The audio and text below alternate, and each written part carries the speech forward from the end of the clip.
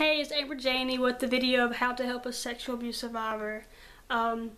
First off, I want to say that if a survivor comes upon you to talk to you, realize that they are trusting you to tell you the information. So it's always best to listen to them and understand what they're saying, respect them, and give emotional available support to the survivor. Accept what they tell you. Understand and tell them that it's not their fault. Don't force the information upon them, but allow them to talk. Don't ask questions. I know it's kind of hard to do, but that kind of like rejects them if you're asking questions, because it seems like that they want to pull information out of them when they just all they want to do is tell you a little piece of the story they want to tell you because they trust you. So don't force the discussion. Give the survivor time to tell you. You know, it may not take a whole day. You know, they may tell you bits of information, you know, every few weeks or months. It depends on how much they want to tell you. Also, assure the survivor that you will always give them support. Even after they have told you everything they wanted to tell you, assure them that you will always give them support, because that feeling of rejection is not good for a survivor.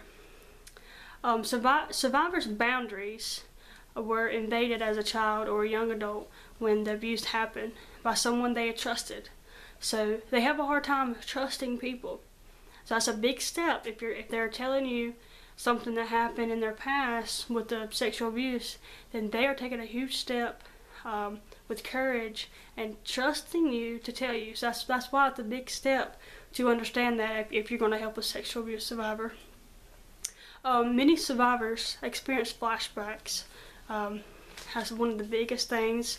Also PTSD, they experience all that within their healing with the sexual abuse.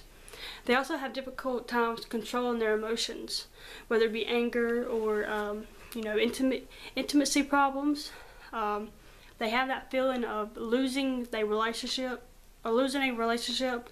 or you know, or not wanting to be close to somebody. It's either one of them two options. With, you know, like I said, the trusting issue.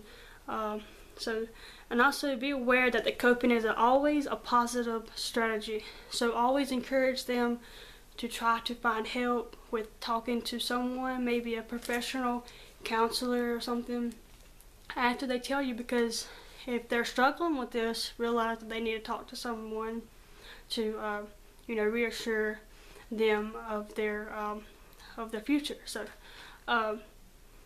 that's all I can think of with how to help a sexual abuse survivor. Just always remember to don't push them to tell you. Let them come to you. It may take time.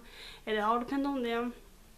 But main reason is if they're telling you, then that's always a good thing, because they're trusting you. And like I said, sexual abuse survivors have a hard time trusting people. So this is the video of how to help a sexual abuse survivor. And if you have any topics in mind, please let me know, and I'll continue to do more videos. So hope you enjoy this video, and I'll see you next time. Bye.